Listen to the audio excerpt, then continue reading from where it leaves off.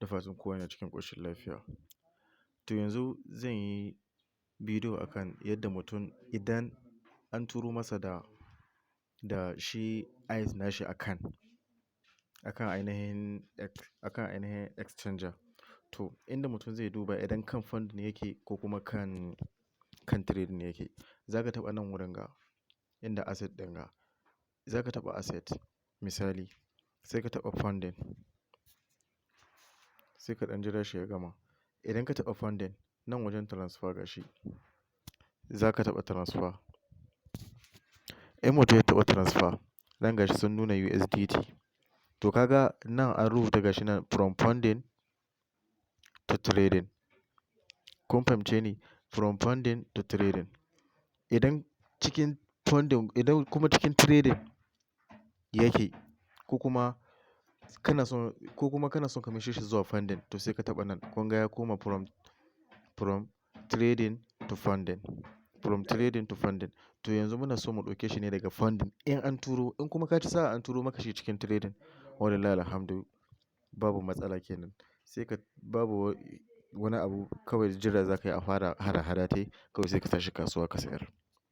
To yanzu tunda akwai waɗanda aka tura mashi a cikin funding to za ka maida from funding to trading. Nan wajen USDT ɗin ga sai ka taɓa shi sai ka canza shi. Idan ka taɓa shi ka canza ka ga gashi ga eyes ya fito nan. Ga eyes ɗin nan ya fito. Sai ka taɓa wanga eyes ɗin.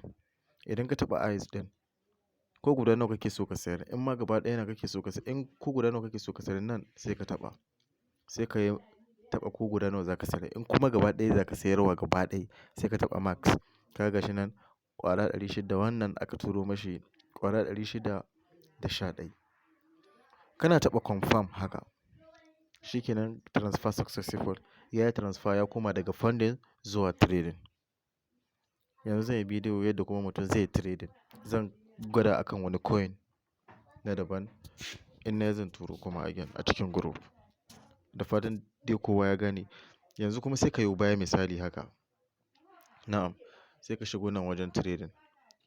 In kana son ka fahimci cewa lalle kana da shi sai ka taɓa wajen transfer ɗin nan. Idan ka duba kan trading kenan babu shi. Ka ga gashi nan daga trading zuwa funding sai ka taɓa USDT. Ka ga eyes ɗinka nan ya dawo yana kan funding tunda transfer inda ka taɓo